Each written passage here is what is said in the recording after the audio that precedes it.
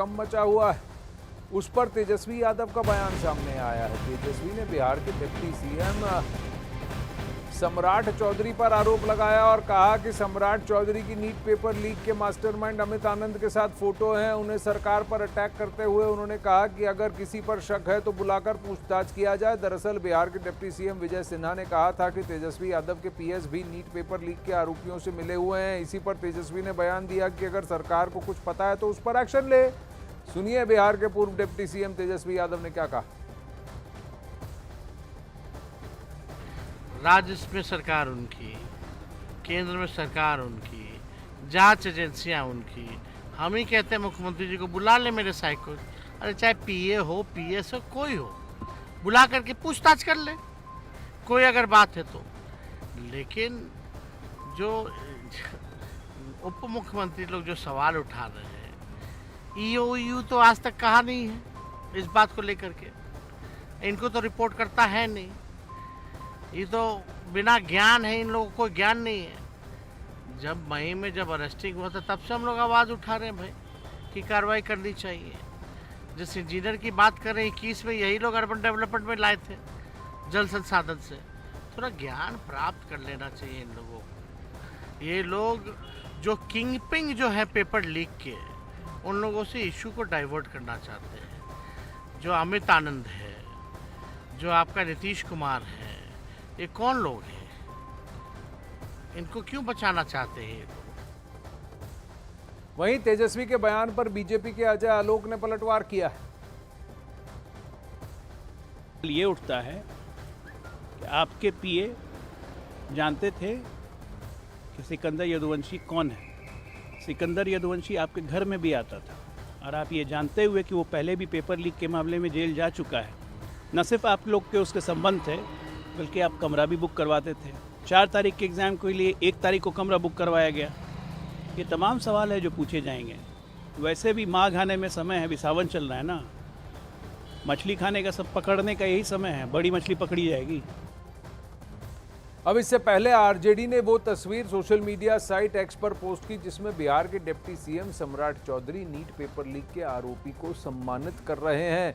RJD ने ये तस्वीर पोस्ट करते हुए कहा कि नीट परीक्षा पेपर लीक घोटाले का मुख्य आरोपी बिहार के उप मुख्यमंत्री के साथ है।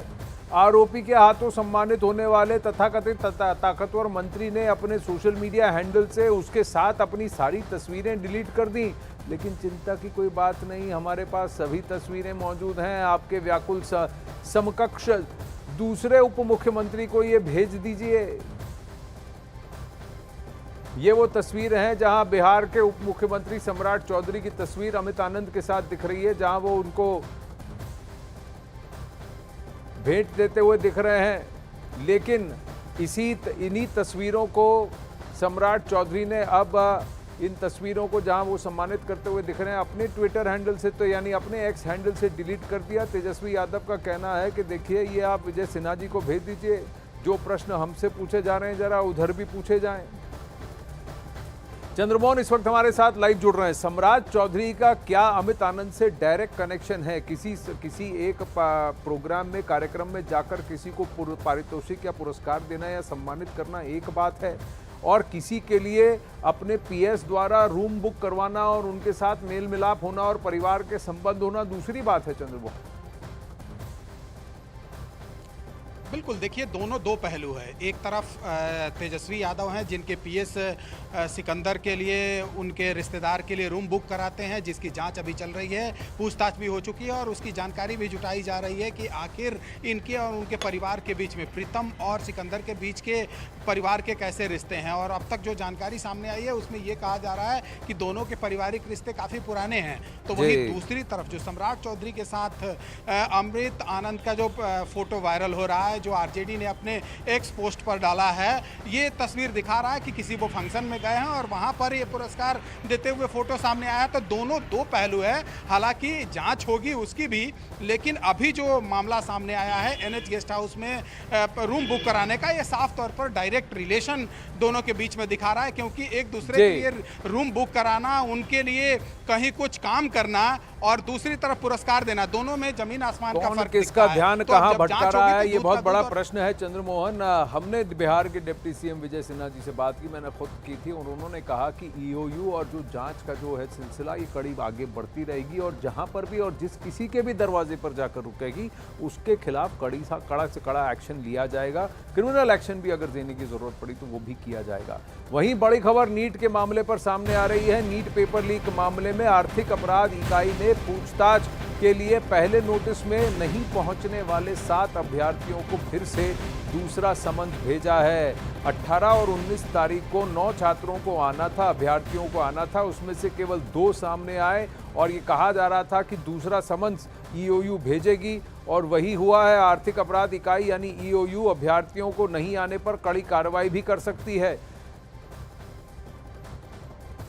प्रतिक्रिया मैक्स 3 समन्स का होता है, उसके बाद वारंट जारी किया जाता है या फिर इनको जबरन आने के लिए कोर्ट की तरफ से आदेश भी जारी किए जाते हैं। वहीं जिस गेस्ट हाउस में कमरा बुक करने के तार नीट पेपर लीक के आरोपी सिकंदर यादवेंद्र से जुड़ रहे हैं, उस गेस्ट हाउस के रजिस्टर की तस्वीरें सामने आई हैं। एनएचआईवी गेस्ट हाउस रजिस्टर की तस्वीर में अनुराग यादव के नाम से कमरा देने का जिक्र है और साथ में लिखा है मंत्री जी।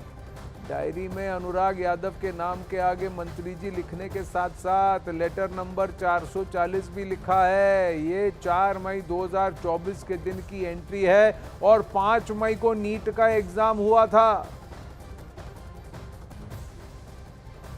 इन दोनों ने लीक करके दिया है कि पहला दिन हमने इग्नोर किया। ये प्रीतम कुमार यहीं पर पीएस थे जब ये मंत्री विभाग के थे, तेजस्वी यादव जी, और इसीलिए वो मंत्री शब्द का वहाँ उपयोग करवा लिए। दोनों का पत्र है, दोनों ने लिख के दिया है। ये पहला दिन हमने इग्नोर किया, दूसरा दिन फिर फोन 2-3 बार किए तो हमने उसको बोल दिया बुक करने के लिए। लेकिन मजे की बात है कि आवंटन लेटर नहीं निकला।